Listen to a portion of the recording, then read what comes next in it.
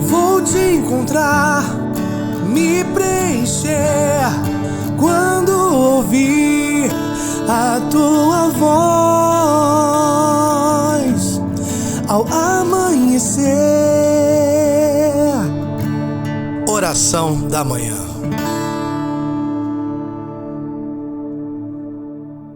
Bom dia, meu irmão, bom dia, minha irmã. Alegria de estarmos juntos na segunda-feira, dia 13 de outubro. Dia de louvarmos a Deus, glorificar o Senhor, porque muitos falam, segunda-feira, dia que tudo é complicado, o trânsito é ruim, sair de casa é ruim para trabalhar. Aqueles que ficam em casa trabalhando é uma correria também muito grande, independente das suas correrias de hoje, dos seus afazeres. Hoje é dia de louvarmos a Deus, segunda-feira, hoje é dia de entregarmos ao Senhor o dia de hoje, é dia de nós louvarmos ao Senhor, porque é um presente que Deus nos deu o dia de hoje.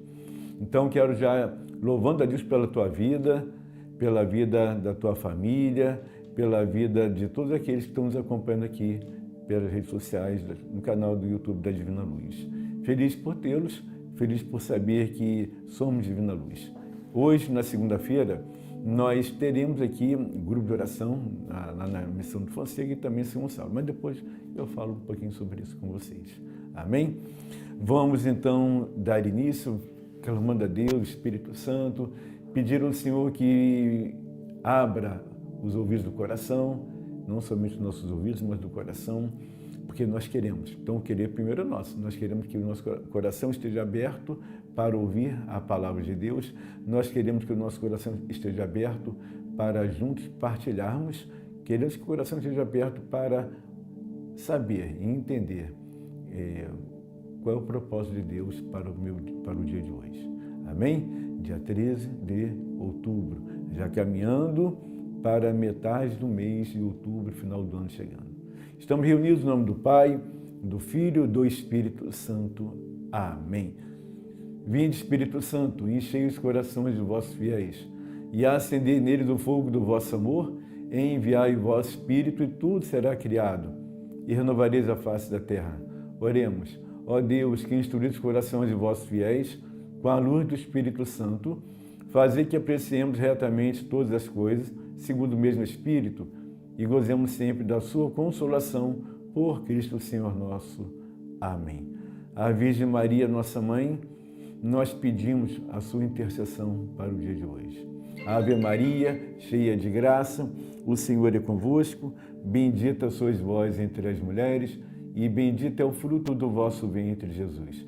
Santa Maria, Mãe de Deus, rogai por nós, pecadores, agora e na hora de nossa morte. Amém. Que o Espírito Santo venha sobre todos nós, que a Virgem Maria, nossa Mãe, interceda por nós.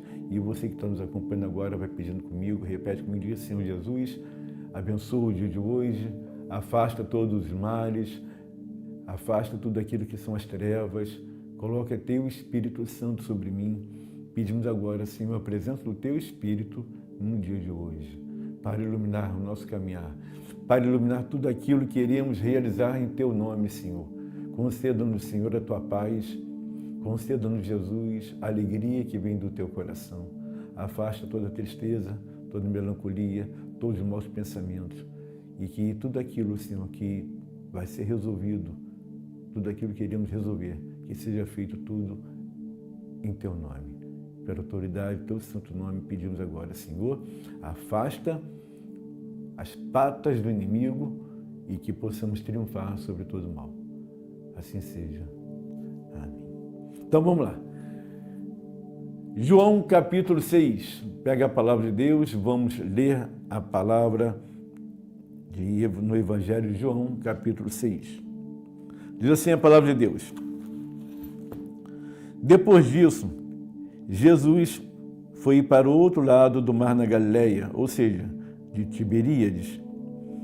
Uma grande multidão o seguia porque via os sinais que ele fazia em benefício dos enfermos. Jesus subiu a montanha e sentou-se ali com os seus discípulos. Aproximava-se a Páscoa, a festa dos judeus. Levantando os olhos e vendo que uma grande multidão vinha a ele, Jesus disse a Filipe: onde vamos comprar pão para que eles possam comer? Disse isso para experimentar Filipe, pois ele bem sabia o que iria fazer. Filipe respondeu: nem 200 denários de pão bastariam para dar um pouquinho a cada um. Um dos discípulos, André, irmão de Simão Pedro, disse: está aqui um menino com 5 pães de cevada e 2 peixes. O que é isso, porém, para tanta gente? Jesus ordenou: fazei-os sentar-se. Naquele lugar havia muita relva, e lá sentaram-se os homens em número de aproximadamente 5.000. Jesus tomou os pães, deu graças e distribuiu aos que estavam sentados, tanto quanto queriam. E fez o mesmo com os peixes. Depois que se saciaram, disse aos discípulos: juntai os pedaços que sobraram para que nada se perca. Eles juntaram e encheram 12 cestos com os pedaços dos 5 pães de cevada que sobraram e aos que haviam comido. À vista do sinal que Jesus tinha realizado, as pessoas diziam: este é verdadeiramente o profeta que deve vir ao mundo. Quando Jesus percebeu que queriam levá-lo para proclamar o rei, retirou-se novamente sozinho para o monte. Ao entardecer, os discípulos desceram à beira do mar. Entraram no barco e atravessaram o mar em direção a Cafarnaum. Já estava escuro e Jesus ainda não tinha vindo a eles. Soprava um vento forte e o mar estava agitado. Os discípulos tinham remado cerca de 25 ou 30 estádios. Quando avistaram Jesus andando sobre as águas, aproximando-se do barco, e ficaram com medo. Jesus, porém, lhes disse: sou eu, não tenhas medo. Queriam então recebê-lo no barco. E, sem demora, o barco chegou à terra para onde se dirigiam. Palavra da salvação. Glória a vós, Senhor. Beijo a palavra de Deus. Esse evangelho de João, que fala, tem aqui essa tradução que eu estou usando, é a tradução da CNBB, e aqui fala o sinal do pão. Então aqui Jesus está mostrando para esse povo algumas situações que devemos refletir agora. Fala aqui que depois disso, capítulo 6, começa falando assim: depois disso o quê? Jesus está falando, antes acontece, né? Vários ensinamentos que ele vai dando. Ele fala que sobre o testemunho da vida, que ele, Jesus, é o testemunho vivo. Ele fala, diz assim: se eu dou testemunho de mim mesmo, o meu testemunho não é verdadeiro. Um outro é quem dá testemunho de mim, e eu sei que é testemunho que ele dá de mim é verdadeiro. E ele vai falando mais, no capítulo 5. Vós mandaste perguntar a João, e ele deu testemunho da verdade, embora eu não receba testemunho da parte do ser humano. Digo-vos isto para a vossa salvação. João era a lâmpada que ardia e iluminava, e vós quiseste alegrar-vos por um momento com a sua luz. Eu, porém, tenho um testemunho maior que o de João. Então ele vai falando que as obras que ele faz são as obras do Pai. Então, depois disso tudo de ensinamento que ele vai dando vários ensinamentos para o povo, e diz então que Jesus foi para o Mar da Galileia, e direção, né, com os seus discípulos, e ele viu uma multidão que o seguia, uma multidão que estava ali seguindo Jesus, como sempre. E naquele momento que ele viu aquela multidão, ele vai continuando dando ensinamentos e faz algo muito interessante. Ele, levantando os olhos, vendo que uma grande multidão vinha, Jesus disse a Filipe: onde vamos comprar pão? Como é que vamos comprar pão para esse povo todo? Onde nós vamos comprar pão? Olha, era uma pergunta bem pertinente, era uma pergunta que Jesus estava fazendo, que tinha uma finalidade pelo qual ele estava perguntando. E qual era essa finalidade? Era fazer com que os discípulos pudessem, eles mesmos, entender quem era Jesus. porque o milagre estava para acontecer. Jesus sabia que ali iria realizar a multiplicação dos pães. Mas os discípulos tinham outro pensamento. Os discípulos tinham uma visão diferente. Então, o Senhor queria mostrar para eles, para que futuramente, num futuro muito próximo, eles pudessem se recordar de tudo aquilo que presenciaram, dos milagres. Eu não estou falando nem da multidão, eu estou me referindo àquilo que os discípulos tinham que viver, tinham que ver isso. É igual quando Lázaro morreu. Quando Lázaro morreu, vejamos aqui, Lázaro morre e o Senhor fala o quê para os discípulos? Eu me alegro porque vocês, em outras palavras, não estavam lá com Lázaro. Eu me alegro porque vocês estavam comigo aqui, para que vejam a glória de Deus. Então o Senhor falou para os discípulos abertamente que Lázaro havia morrido e até Tomé falou, nós vamos também morrer, vamos junto com ele. O pensamento deles era um pensamento muito humano. E agora também, Jesus, quando faz essa pergunta a Felipe, o que nós vamos fazer? Parece que estamos perdidos. Estamos perdidos. O que iremos fazer com essa multidão? Mandar embora agora não vai dar, porque está muito tarde para eles voltarem para casa.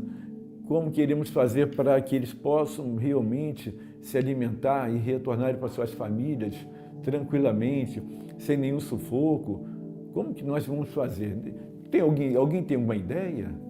Gente, quando você lê o Evangelho, é importante você fazer parte desse contexto da história, entrar na história.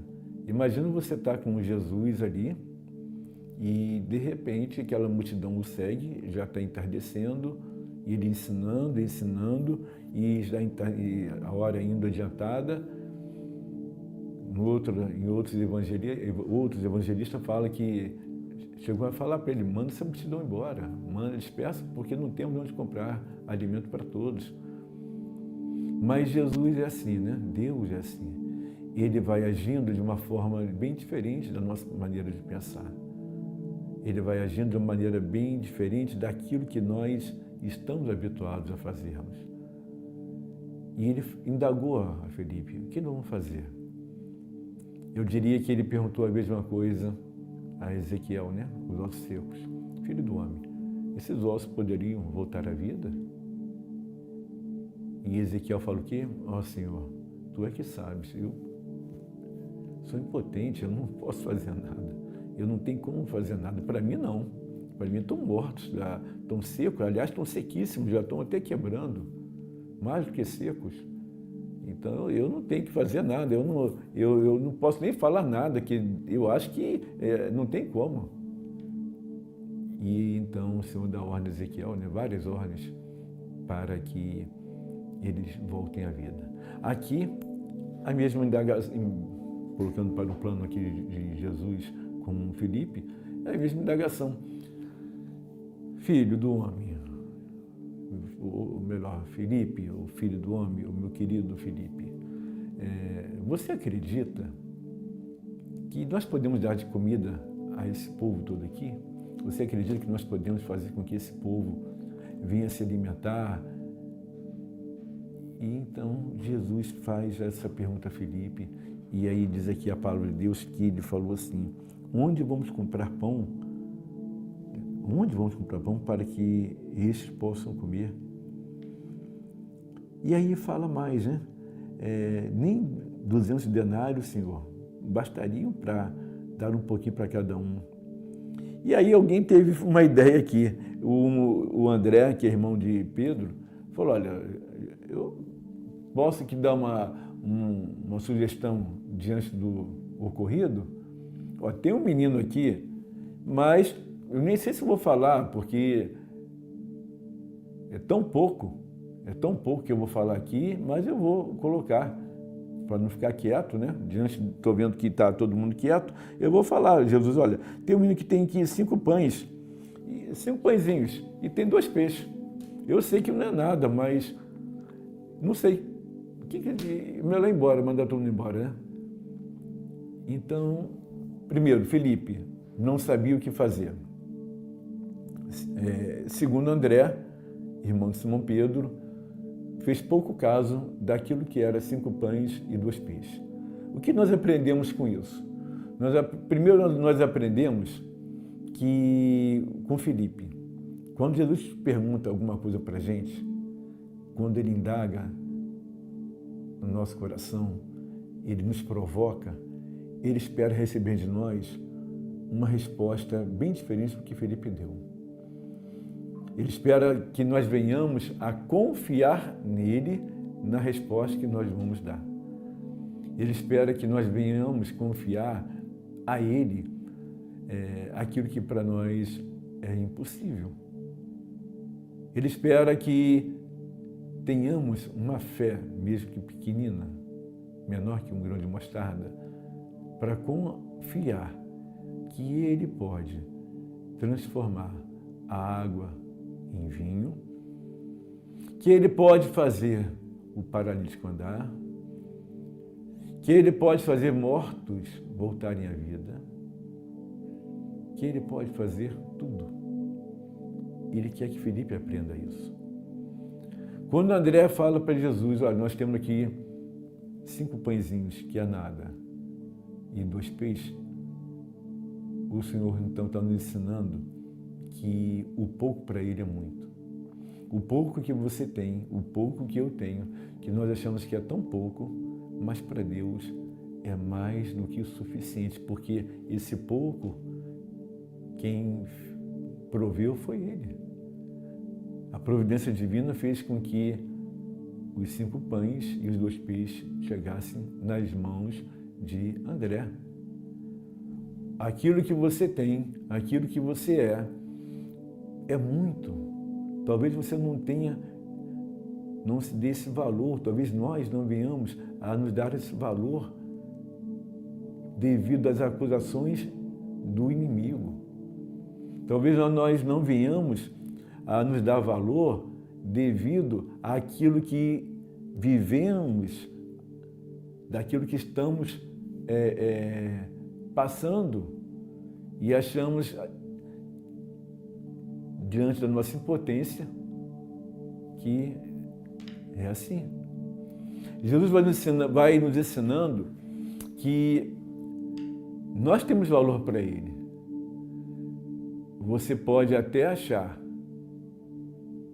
que essa situação não te cabe recurso, que a situação que tu está vivendo não te cabe enfrentar, mas eu posso garantir a você que está me vendo aí agora, que os sonhos sempre serão maiores do que os recursos. Os sonhos sempre serão maiores que os recursos. Você pode até repetir comigo, olha. Os sonhos sempre serão maiores que os recursos. E o que fazer se os sonhos são maiores que os recursos? É confiar em Deus. Quando nós confiamos no Senhor, quando nós acreditamos no Senhor, nós começamos a ter uma atitude diferente.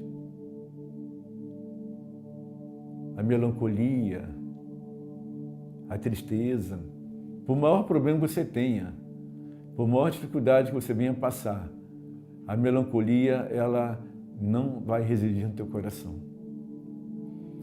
Por maior problema que você enfrente hoje no teu interior,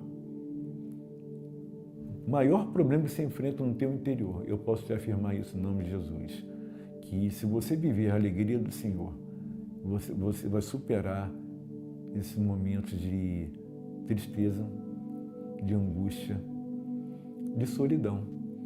Porque somente Jesus pode pegar aquilo que é pouquinho para nós e transformar em muito. Somente Jesus pode fazer com que aquilo que ao nosso olhar é algo tão pequeno, tão pouco, Somente Ele pode transformar em muito para as nossas vidas. A experiência que Pedro viveu andando sobre as águas, a experiência que André viveu aqui, a experiência que cada um deles viveram ao ver a multiplicação de pães, nos remete à alegria do Senhor, que é a nossa força. Entendeu?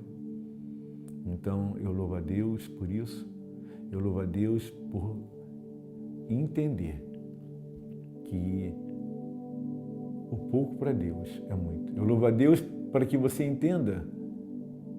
Eu louvo a Deus porque você também está entendendo que aquilo que é pouco para você, para Deus é muito. Aquilo que é muito pouco para você, onde você se julga até incapaz, mas Deus é capaz de transformar a tua vida. Quantas pessoas que estão trabalhando, seja de qualquer lugar, trabalhando e abrem o coração e aprendem o serviço, aquilo que era algo tão difícil e conseguem fazer. Eu me recordo muito aqui da época da Canção Nova, estava começando, e o Padre Jones comentou sobre isso. Acho que foi até Renata, nem foi o Padre Jones. Ela comentou que o que aconteceu? As transmissões, ainda muito crua dentro da Canção Nova, e chegou um técnico para mostrar como é que funcionava a transmissão via satélite. E naquele momento, ele falou, olha, o Padre Jonas, não tem como, porque falta experiência, falta know-how, falta o conhecimento. Mas o Padre Jonas sabia e conhecia o coração daquelas pessoas que estavam operando atrás das câmeras. Ele sabia o coração de cada um daqueles seus filhos que estavam ali trabalhando, que era para servir a Deus, para servir ao Senhor. E ele falou, não, serão esses que Deus vai capacitar. E foram com esses escolhidos que Deus foi fazendo a obra crescer, e chegou hoje o que é a Canção Nova e que não para de crescer. Assim acontece com cada um de nós. Deus vai nos capacitando, Deus escolhe os capacitados, Deus escolhe aqueles que ainda não estão capacitados, e Ele capacita a cada um deles, porque a escolha é dele, é Ele que escolhe. É Ele. Agora, para que a obra aconteça, o orgulho tem que ser deixado de lado, eu tenho que aprender, eu preciso aprender e multiplicar aquilo que eu aprendi, porque é assim que nós crescemos. É assim que os apóstolos foram crescendo e vendo. Jesus multiplicou os pães para que eles entendessem que era necessário multiplicar todo o ensinamento que eles estavam recebendo ali.